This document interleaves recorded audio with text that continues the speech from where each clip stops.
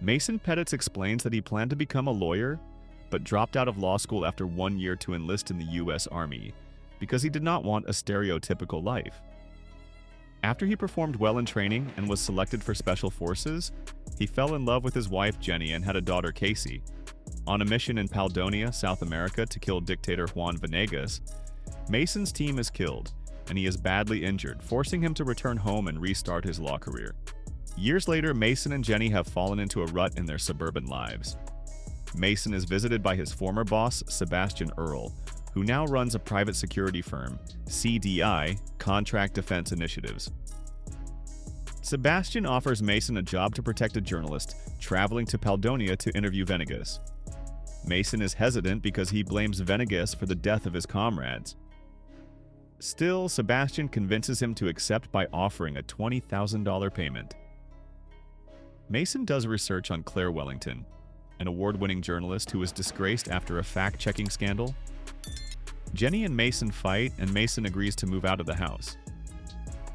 Jenny is angry to learn Mason is going on the mission and risking his life, but he still decides to leave.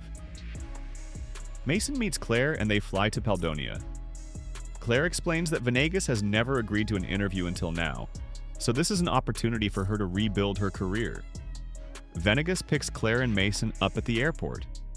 Claire and Venegas bond over their mutual acquaintance, Ellie, Claire's college roommate, who introduced them. Venegas talks positively about his country, but it is clear the citizens of the capital do not think highly of him. On the road to Venegas' estate, the caravan is attacked by militants, killing all of Venegas' security. Mason takes control, killing the attackers. Venegas is thankful for Mason's help and tells Claire that the attack was an attempted coup.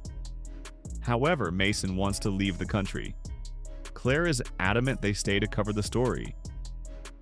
Colonel John Cohorst receives a grim report. All his men are dead. Meanwhile, Mason, Claire, and Venegas navigate the dense jungle. Mason contacts Sebastian for backup and is instructed to reach a nearby clearing for extraction.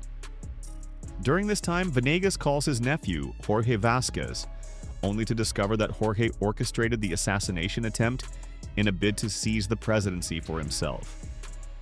Though Claire is frustrated at having to abandon a career-defining story, Mason insists they leave immediately. While waiting for extraction, mercenaries ambush Mason and Claire, forcing them into a perilous chase through the jungle. Mason eliminates most of the attackers, and Venegas arrives just in time to save them from the last assailant. Elsewhere, Jorge meets with Cohorst to discuss the unfolding situation.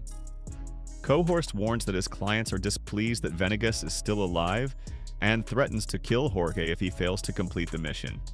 Back in the jungle, Mason confides in Claire that this will be his final operation. He reflects on his age, his failing marriage, and the emptiness he feels after leaving his legal career behind. Venegas leads Mason and Claire to his childhood village, where the locals revere him. There, Claire conducts a powerful interview in which Venegas reveals that his presidency has long been propped up by foreign interests, aiming to exploit Palonia's rich metal resources. Now, his shift toward independence and prioritizing the welfare of his people has drawn the ire of those same powers. That night, Claire attempts to seduce Mason, but he gently turns her down. Later, Mason calls Sebastian for clarity and discovers the truth. His mission was never a rescue, it was an assassination.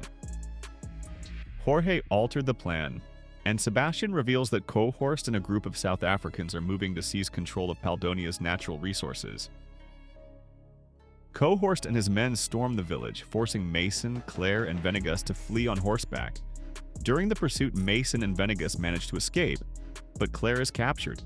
While regrouping, Venegas confesses to Mason that he was aware of Jorge's plan to assassinate him, as well as Mason's covert military mission years prior.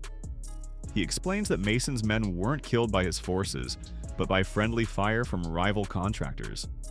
Venegas further reveals that he is aligned with the opposition party's leader and has been funding the rebels as a strategic move to spark nationalism and sway public opinion. With Sebastian's help, Mason negotiates Claire's release in a trade with South African mercenaries. However, just before Venegas can be handed over, a mob of enraged Paldonian citizens attacks the mercenary forces. Seizing the chaos, Mason, Claire, and Venegas infiltrate the palace while Claire broadcasts the operation live on her phone. Inside, Venegas and Jorge share a moment of reconciliation, only to be interrupted by General Martinez, who shoots Venegas. Fortunately, Venegas is unharmed and retaliates by killing Martinez, though Jorge is fatally struck by a stray bullet. As tensions escalate, the Paldonian military and South African mercenaries clash outside.